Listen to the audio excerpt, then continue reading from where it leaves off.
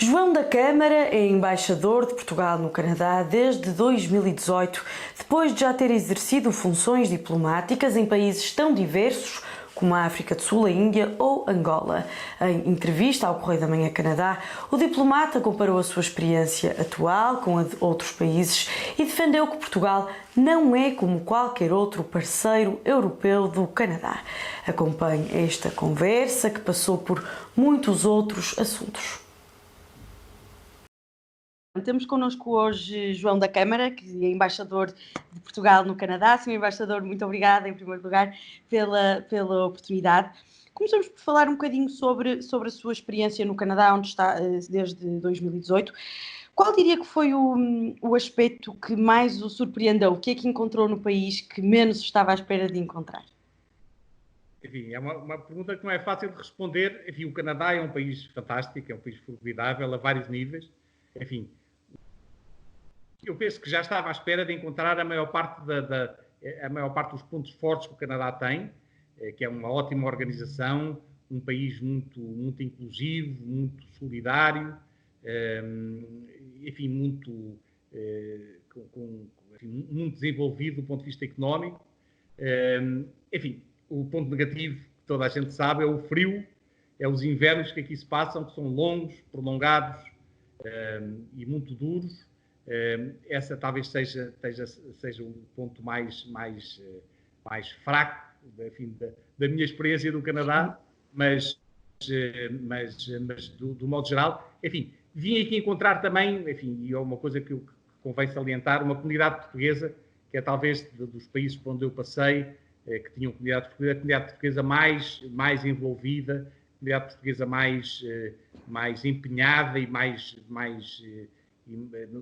empenhada na vida política, social e económica aqui do país. Não deixando de ser portugueses, a maior parte dos portugueses aqui estão bastante bem integrados e dão o seu contributo, é um contributo ótimo para a vida do Canadá, seja ela a vida política, social ou económica. Sim, é interessante esse aspecto que refere da integração, não é? Do sentimento de grande integração que os portugueses têm no Canadá. Nós outro dia falávamos com um especialista luso-canadiano que dizia que o Canadá não é perfeito, claro, mas é quase perfeito no que respeita à integração de imigrantes. E eu gostava de lhe perguntar, tendo em conta que já foi embaixador noutros países, nomeadamente de língua portuguesa, como foi o caso de Angola, se sente que os portugueses estão mais bem integrados no Canadá do que em Angola, por exemplo?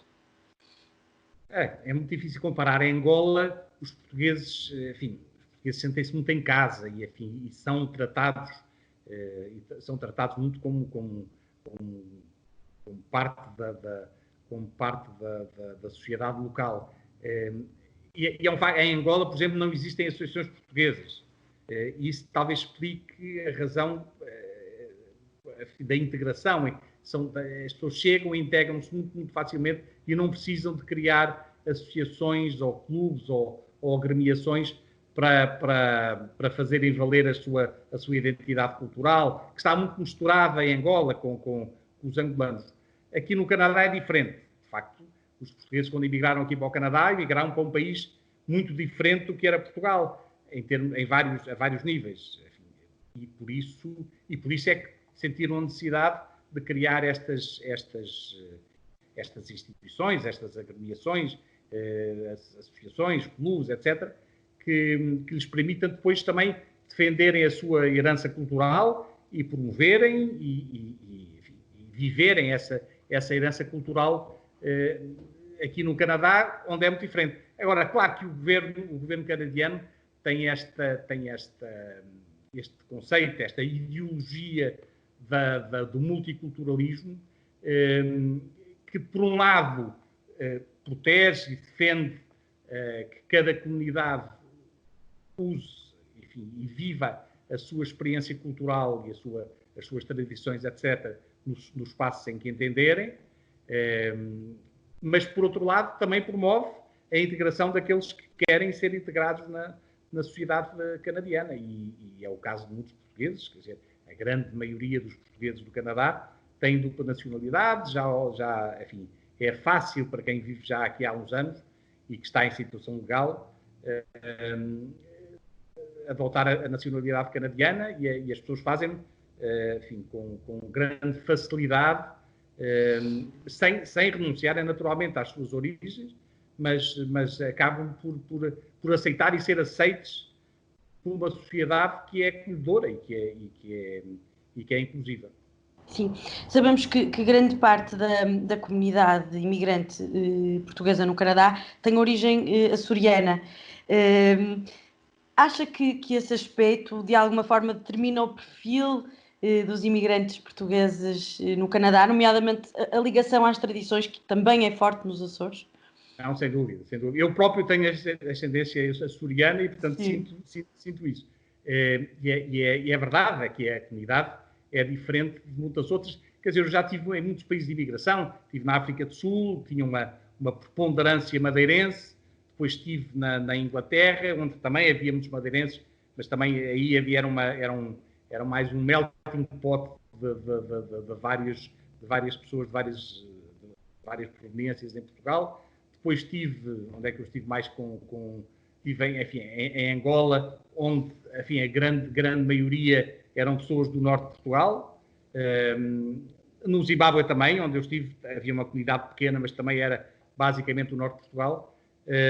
E agora aqui enfim, como é aliás nos Estados Unidos também, uma preponderância grande dos açorianos, enfim, que aqui e muito micaelenses. Enfim, há de outras ilhas também, mas aqui a grande predominam, pelo menos aqui nesta zona do Ontário, não sei exatamente como é que é no Quebec e na Colômbia Britânica, que enfim, são outras duas grandes áreas de imigração portuguesa. Não sei se aí, enfim, também há uma preponderância de micaelenses da Ilha de São Miguel, mas enfim, se for à semelhança do que acontece aqui no Ontário, enfim, são açorianos e são micaelenses. E, de facto, vivem, há aqui um fator muito importante, que é, de facto, as pessoas vivem muito as suas tradições e vivem muito a sua espiritualidade, enfim, então, apesar dos açorianos, do modo geral, não terem a ligação às terras de origem que têm os continentais, e é verdade, os continentais, a primeira coisa que fazem aqui, pelo menos no Canadá, quando chegam, é tentar logo arranjar forma de construir uma casa na terra de onde vêm, etc.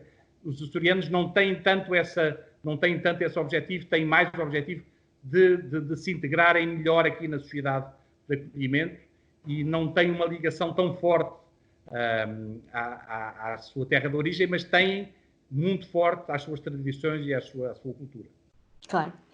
E agora falando um bocadinho sobre a sua experiência, enfim, e sobre o seu percurso como embaixador, o que é que significa para um diplomata português ser embaixador do Canadá? É um ponto alto da carreira, é uma promoção? Não, sem dúvida, enfim, eu pelo menos tenho-a como tal. Enfim, eu estava aqui, antes de vir para aqui. O Canadá, enfim, é um país com uma relação com Portugal fortíssima a nível político. Enfim, nós tivemos aqui o primeiro-ministro português teve cá um ano antes de eu chegar. Eu cheguei em 2018, ele esteve em 2017, portanto é uma visita recente.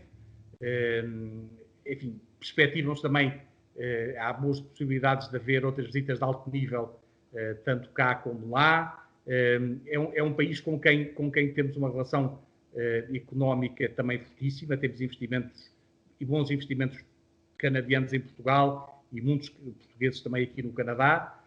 Temos uma relação comercial, enfim, em grande aceleração, agora com o novo acordo entre a União Europeia e o Canadá. Portugal foi dos países que melhor tem aproveitado enfim, este novo contexto de acordo comercial e tem aumentado bastante as prestações.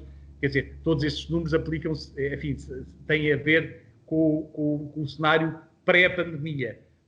Ainda vamos ter que analisar enfim, os impactos que a pandemia teve nas exportações portuguesas para o Canadá, mas até agora temos ótimos exemplos de empresas que estão a exportar para cá. Portanto, temos uma relação política muito importante e muito próxima, temos uma relação económica também fortíssima, temos enfim, o Instituto Camões está aqui no Canadá também em força, temos escolas portuguesas por todo o lado, a língua portuguesa é aqui bastante ensinada a nível universitário, mas também a nível secundário, de gente mais nova, tanto descendentes portugueses como canadianos.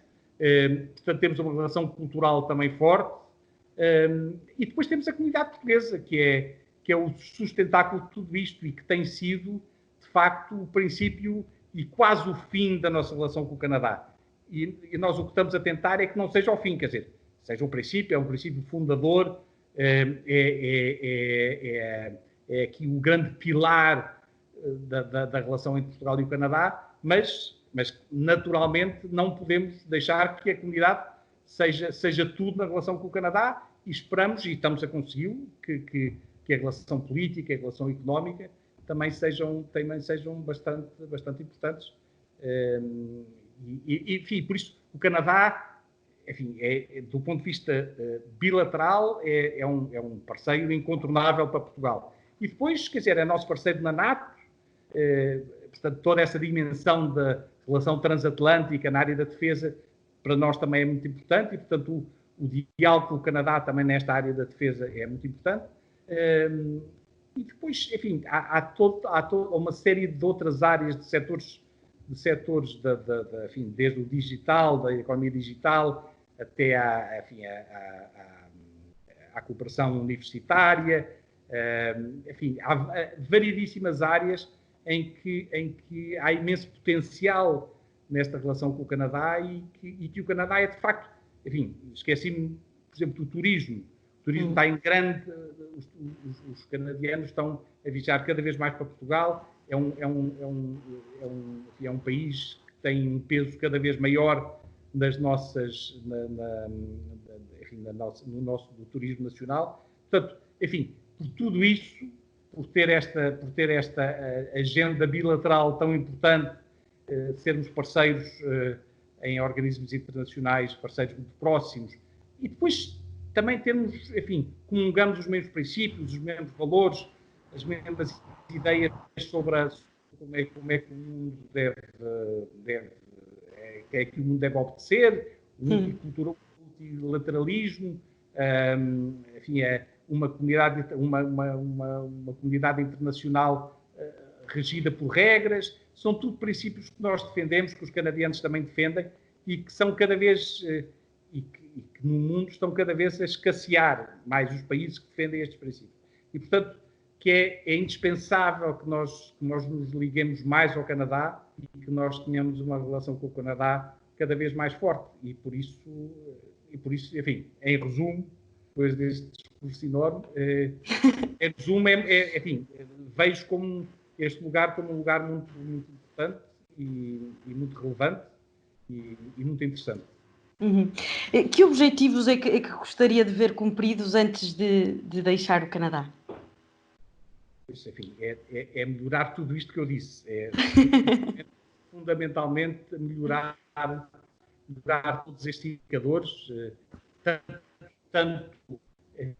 tanto que haja, enfim, visitas ao mais alto nível que se concretizem quando eu aqui estiver, enfim, mas também, enfim, que os indicadores económicos da relação bilateral melhorem também, que haja mais investimento canadiano em Portugal, que haja mais investimento português no Canadá, que haja mais trocas comerciais, que haja mais turismo, e que haja por parte dos canadianos, e é isso, quer dizer, o meu grande objetivo, que os canadianos percebam também a importância não só da comunidade portuguesa aqui do Canadá, mas também da relação com Portugal, que não é uma relação igual a qualquer outro país europeu. Eles têm uma relação com a União Europeia já estabelecida e muito profícua nos últimos anos, com o acordo comercial e acordos a vários níveis de diálogo político, etc. Mas, enfim, e depois relacionam-se com os países europeus individualmente. E, portanto, o meu grande objetivo, enfim, um bocadinho abstrato, era que os canadianos percebessem cada vez mais e melhor que Portugal é um parceiro indispensável no seu relacionamento externo e que não é um país como outro qualquer na Europa, é um país que de facto que tem especificidades para se relacionar com o Canadá, designadamente a comunidade portuguesa aqui, que o fazem um parceiro mais importante do que outros.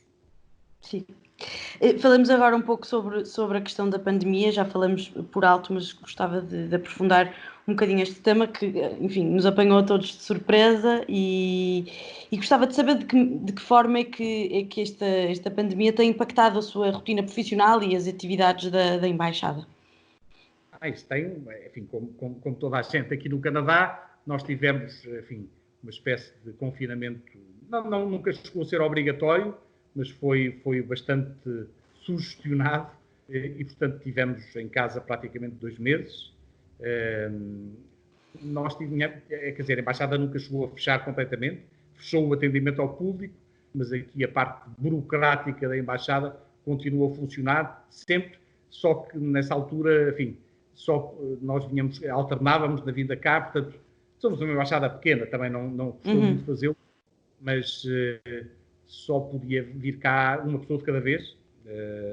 Enfim, reforçámos a limpeza da embaixada, que passou a ser limpa com mais frequência para evitar qualquer tipo de contágio. E, portanto, até há pouco tempo as pessoas vinham cá só uma de cada vez. E agora não, agora, enfim, houve um certo relaxamento das medidas restritivas, também aqui por parte das autoridades, mesmo se os serviços públicos continuam a não atender público, e nós também continuamos a não atender público aqui, até que haja alguma instrução, alguma diretriz por parte das autoridades provinciais. Mas sentiram algum aumento de solicitações por causa da pandemia ou pelo contrário?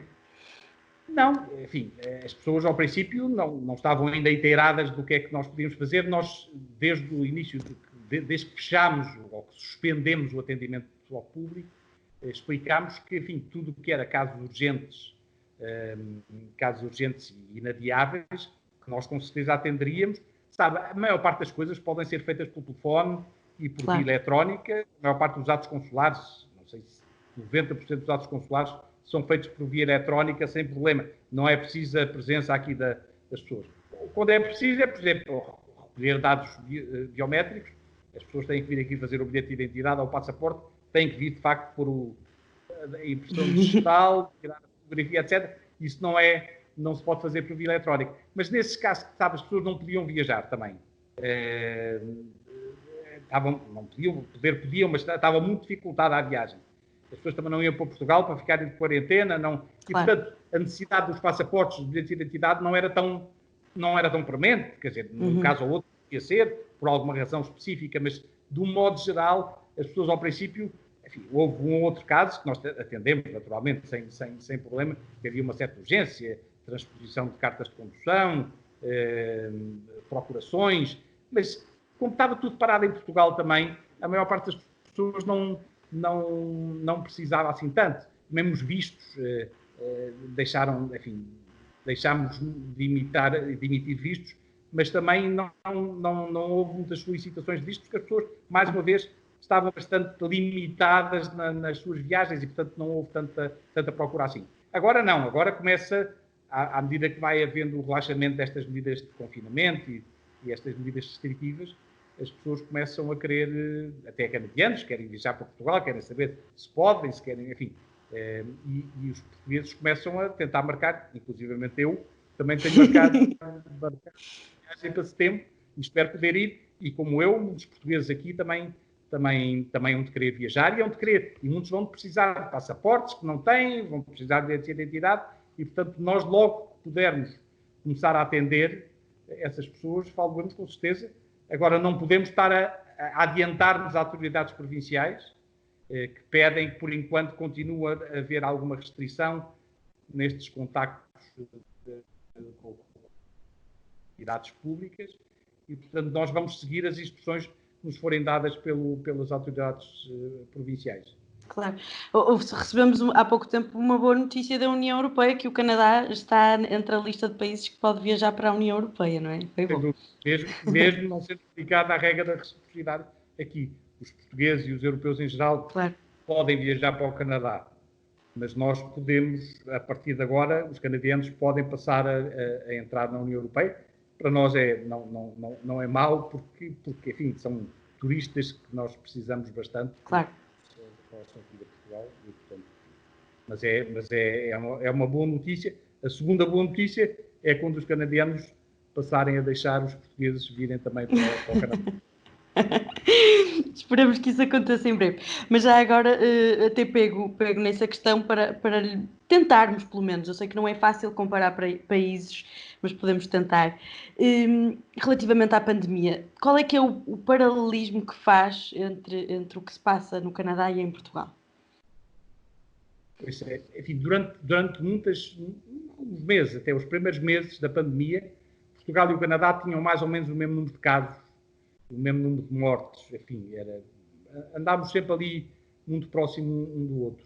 Depois, a certa altura, o Canadá disparou e hoje em dia tem, enfim, bastante mais mortos do que nós, 3 vezes mais, e tem aí mais 5 vezes mais casos que nós. Mas isso tem a ver com o facto que eles fizeram uma campanha muito agressiva, muito de trazer os canadianos que estavam fora, trazê-los para cá. E vieram cerca de 2 milhões de canadianos vieram para o Canadá neste período. Muitos deles vindos de países onde havia enfim, uma grande incidência de infecções. E, portanto, é natural que nessa altura isso coincidiu com a vinda de toda essa gente para o Canadá e para o facto de eles terem começado também a testar. Eles começaram a testar mais cedo do que nós, muito. E, portanto, os casos foram aparecendo e neste momento são bastante mais do que nós, mesmo enfim, pode-se dizer que a pandemia está mais ou menos controlada aqui no Canadá. O Serviço de Saúde esteve sempre à altura, nunca chegou a estar perto de colapsar, portanto, e os casos estão mais ou menos controlados. Houve, como em Portugal e como noutros países, uma grande incidência de casos nos lares de terceira idade, provavelmente no Quebec, e se fazem, enfim, são cerca de 20% dos casos e são 80% das mortes. Das mortes. O que não é muito, penso eu, que não é muito diferente dos números de Portugal. Portanto, houve uma grande incidência também nos lares de terceira idade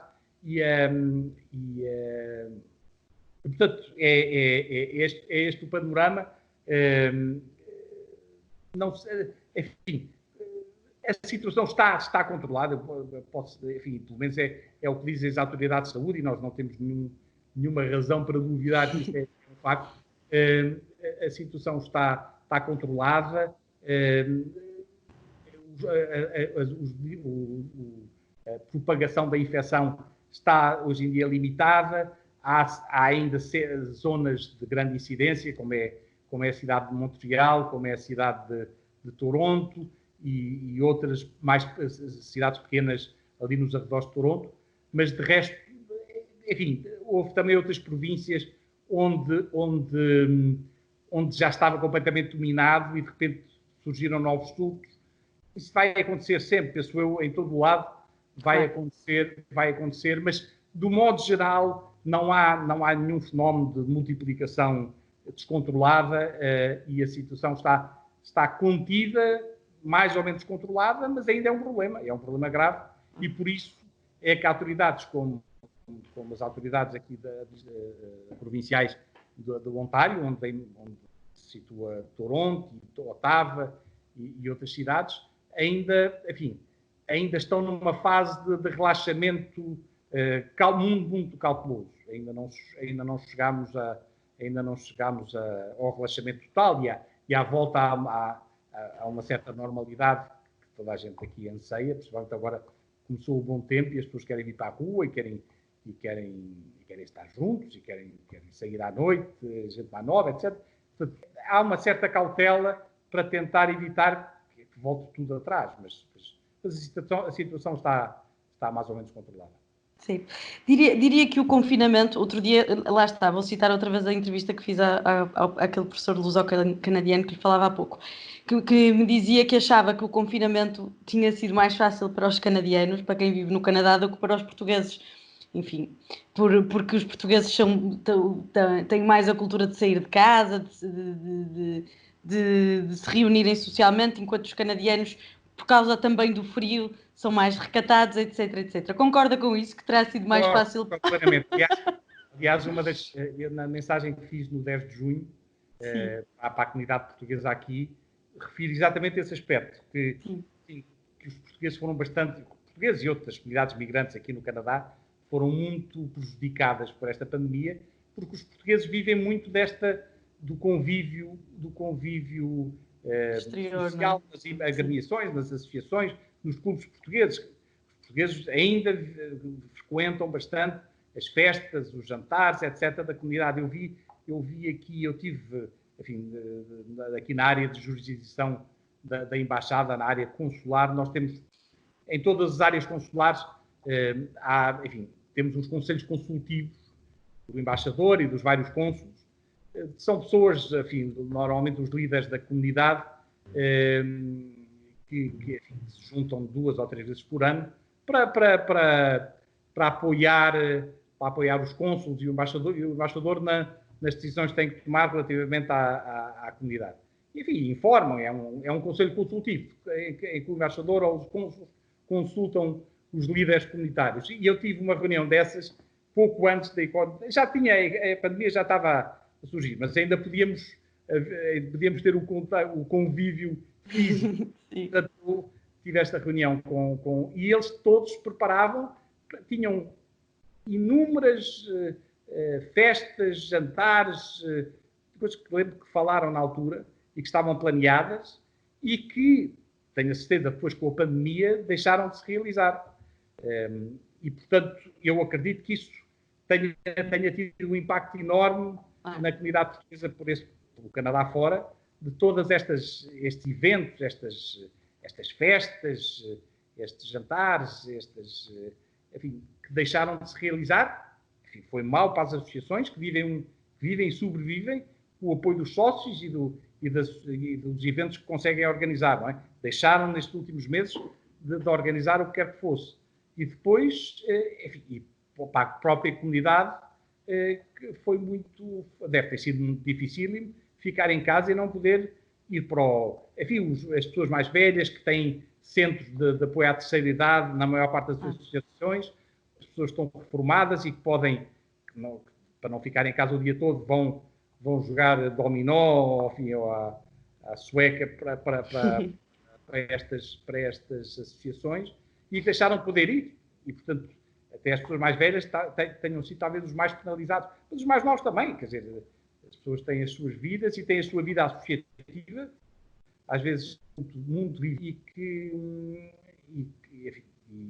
deixaram de poder fazer. Portanto, concordo plenamente com esse professor que a comunidade, não foi só a comunidade portuguesa, mas as comunidades migrantes em geral. Sim. Ele falava no facto de serem latinos, foi exatamente assim. Eu penso que também que os orientais, enfim, todos os asiáticos que aqui vivem, os chineses, os coreanos, os vietnamitas, etc., e que vivem também e outros da partilha Europa comunitária, enfim, desde albaneses, a ucranianos, a russos, a bálticos, etc., que têm as suas associações e que vivem muito esta vida associativa. Sim, mas os latinos, com certeza é uma visão um bocadinho estereotipada, não é? Dos latinos que andam sempre na rua. A imigração nórdica aqui para o Canadá talvez não tenha tanta essa necessidade de se juntarem, mas eu penso que, pelo menos em relação à maior parte dos latinos, latino-americanos ou latinos aqui europeus, ou os asiáticos também, estou convencido que africanos também, enfim, e do modo geral, todas as comunidades migrantes precisam, e por isso é que criam associações e criam agremiações, é exatamente para se poder juntar e para poder conviver e partilhar das suas tradições e cultura. Certo. Senhor Embaixador, estamos quase a chegar ao fim. Antes de terminarmos, gostava de lhe perguntar também sobre o Governo Federal e sobre o Primeiro-Ministro. Como é que vê a resposta do Governo Federal à pandemia e em geral, enfim, porque já está aí desde 2018, portanto, como é que vê este Governo? Pois é, enfim, eu, como embaixador aqui, não me cabe fazer considerações sobre o governo junto do qual estou acreditado. Mas posso lhe dizer que, de um modo geral, o governo aqui, enfim, como a parte dos governos, ocidentais, reagiu bem à pandemia. Ao princípio, enfim, foi apanhado desprevenido, exatamente como todos nós fomos apanhados desprevenidos. Portanto, os meios poderiam não ter estado lá, enfim, logo e quando toda a gente queria, mas como lhe disse há pouco, o Serviço de Saúde aguentou-se muito bem, nunca teve em perigo de falhar alguma coisa essencial e, portanto, não houve ninguém que tenha morrido por falta de assistência. E, portanto, o Governo reagiu bem, as autoridades de saúde são bastante credíveis e funcionam bem.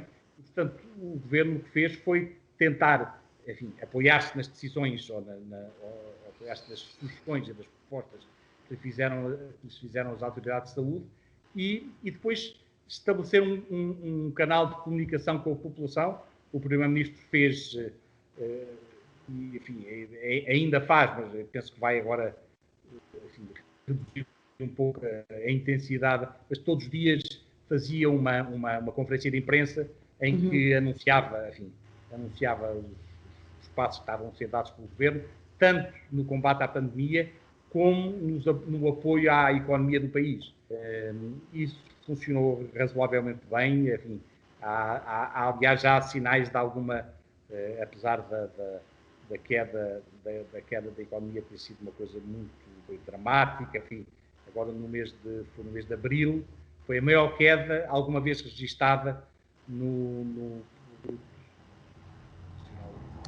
canadiano, mas para maio já há bons sinais de que pode haver alguma retoma, algum novo crescimento e, portanto, enfim, há bons sinais, o que prova que as medidas económicas que foram tomadas pelo Governo de apoio às empresas, de apoio às famílias, de apoio aos trabalhadores que ficaram desempregados, por tudo isso, enfim, está a dar resultados. Está a dar, e pode começar até a dar resultados mais cedo do que se previa.